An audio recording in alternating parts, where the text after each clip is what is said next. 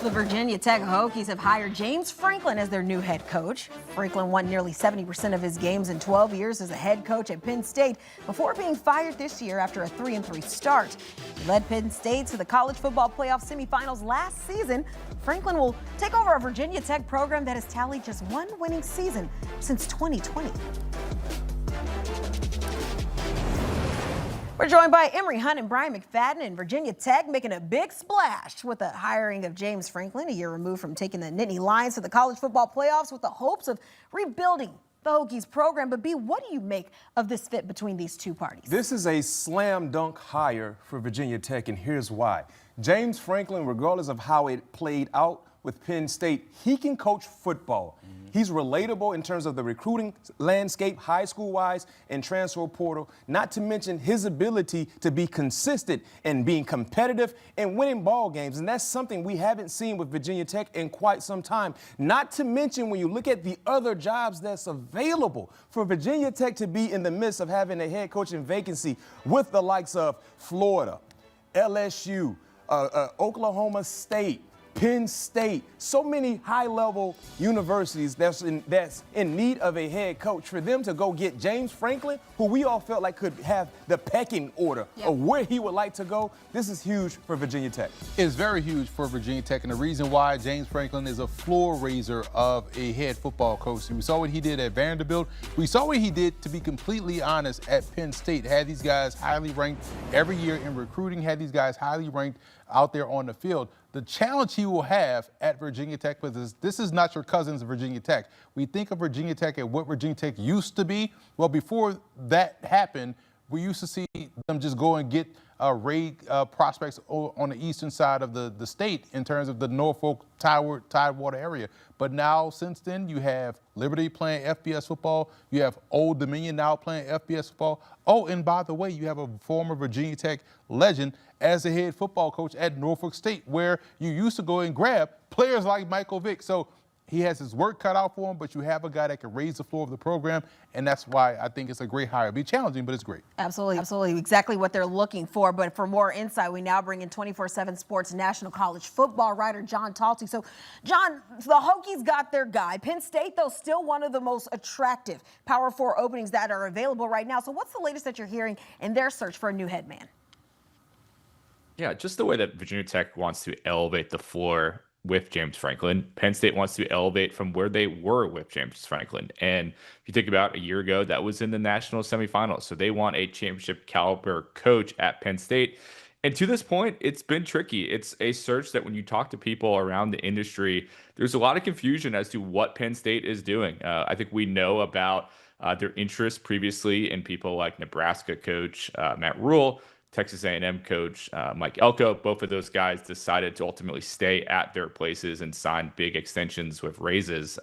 Beyond that, it's hard to find a lot of obvious names. There are names that are being bandied about, whether that's recently fired New York Giants head coach Brian Daboll. You've had people mention Vanderbilt coach Clark Lee. But right now, this is setting up in a way that I think when it all ends, either it's going to be kind of the mess that some people think it is right now, with people saying, I just don't really know what they're doing, or we're going to find out they maybe have had someone behind the scenes that just has not kind of bubbled up to the people that I and others have talked to. But right now, there's a lot of confusion. There are some searches that are very straightforward, get into a couple of them, but Penn State is definitely one that has a lot of people in the industry a little rankled right now. I will say this. The one name I would throw out there for Penn State, Bob Chesney. He was great at South Virginia, through Division III program, won there, won at Assumption Division II program, won at Holy Cross FCS program, and he's winning currently at James Madison. Might have those guys in the playoffs. And he's a Central Pennsylvania guy. Sounds like a marriage to me, but we'll yet to be seen. We'll see how things continue to take shape. But headline, LSU officials, they flew several members of Lane Kiffin's family to Baton Rouge to tour the city on Monday. That's according to the Advocate. This comes a day after a member of Kiffin's family was touring Gainesville, according to our John Talty. Meanwhile, according to The Athletic, Ole Miss has told Kiffin he has to decide by the Egg Bowl on November 28th if he's staying at Ole Miss or if he's leaving for another job. So back here with the guys and BMAC, I want to get your take on just everything that's just transpiring between Kiffin, between Ole Miss, between perhaps those are courting family members in advance of this rapidly approaching deadline that he has been given.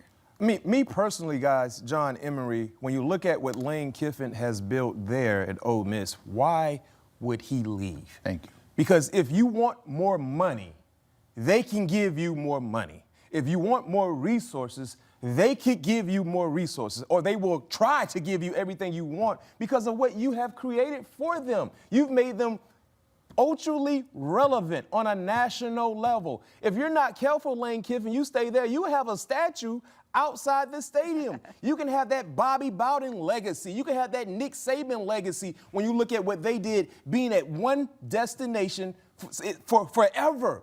So now it seems like he's actually entertaining leaving based on what you just gave us, Kiana, with Ole Miss giving him an ultimatum, basically. Give us a decision by this date if you're leaving or if you're staying. So me personally, John Emory, it doesn't make sense. If I'm Lane, hey, I need this, I need that. Okay, Lane, you get it. And I'm staying here because you would never have the same pressure at Ole Miss because of what you created if you leave and go elsewhere where the expectations will always be higher, right? Now, for sake of argument, let's talk about his options if he were to leave.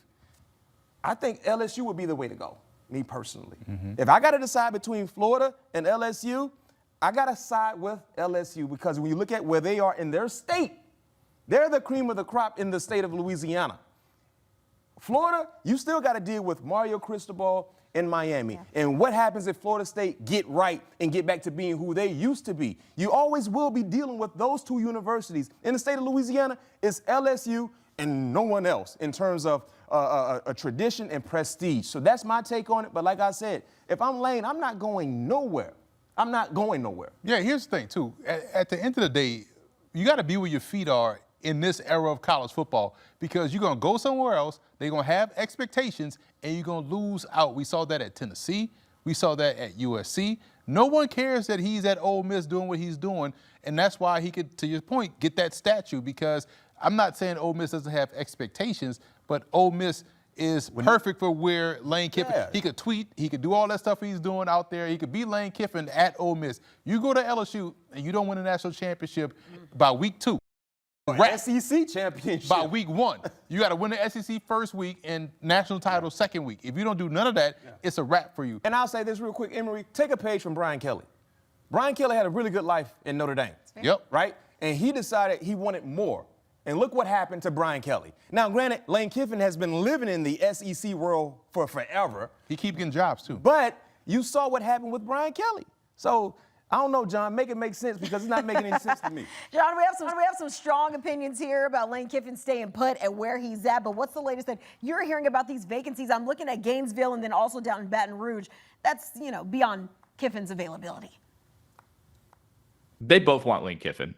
This is their top target. It has been for some time. I think the Florida stuff has been more public. The LSU, I think, maybe wasn't until kind of this well-publicized plane trip for some Kiffin family members. But they, behind the scenes, have been very aggressive in explaining to Lane, you are our number one guy. I've gotten that from multiple people. I think that the thing that is important, I'm not going to tell you what Lane should or shouldn't do. I can just explain to you what his mentality has been leading up to this point and why he could leave for one of those two jobs. Ultimately, for Lane, all that matters is winning a national championship at this point. And from my understanding, I think he believes that is easier to do at Florida and LSU. That's not to say that he is guaranteed to leave, but I think he feels like there are some natural advantages that those two places have over Ole Miss. And I think you guys hit on some of them, LSU in particular. It's the only show in town. It's an incredibly fertile recruiting area. The three coaches before Brian Kelly and Ed Orgeron, Les Miles, Nick Saban, all won national championships. Lane has seen at Florida, Urban Meyer, Steve Spurrier win national championships. He's seen that happen. He hasn't seen it at Ole Miss. So that's, I think, one of the factors. I think he's strongly considering both. I can tell you that I think there are some people in his life that are saying LSU might be the best professional move for you. I think there are some personal reasons that would make sense for him to go to Florida. And of course, there are reasons to stay at Ole Miss. He's a tricky guy to pin down. I will say that I think as of right now, it is more likely that he leaves than stays. That's just from people that I've talked to.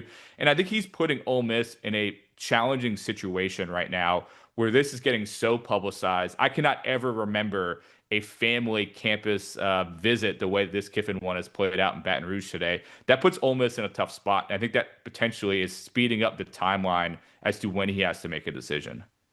You know who coaching the Hula Bowl? John Gruden. NIL makes this thing like NFL coaching now. So that'd be one name I would throw out there if I was LSU and Florida. I think John made a very important point. He said that at the end of the day, Lane Kiffin, he wants to win. So even if that does not happen at Ole Miss, these other vacancies might sound a little bit more appealing. But we'll see how everything takes shape. And think about this. Think about how unfair this is for the players there at Ole Miss. Absolutely. They're in the midst of a potential playoff run. Right. To go ahead and capture a national championship. And you have to deal with this in terms of your head coach potentially flirting with other universities while you're still trying to finish your season. In your conference. In your conference. Like, I mean, there's a lot that's wrong with college football. There's a lot that's right that I love, but this is clearly would be unfair to the players that are in that locker room fighting for Lane Kiffin. I feel like that's that, you hear it all the time, avoid distractions, eliminate those distractions. I feel like that's a big one in terms of your head coach and where he might or may not be when it comes to next season. As always, fellas, I appreciate you guys stopping by with the insight. Thank you guys so much. Well, as the coaching carousel continues to turn, one down, but plenty of vacancies to fill. There are now 8 Power 4 schools looking for head coaches. Penn State, Florida, LSU, some of the most coveted roles, and we were actually just talking about that moments ago. And more could become available. Think about it, guys, when sitting head coaches leave for their other jobs. So buckle up, guys. This is just the beginning. B-Mac, get that Stanford job. I'll take that, Stanford. Come out there, be my GM. You got it. Say less.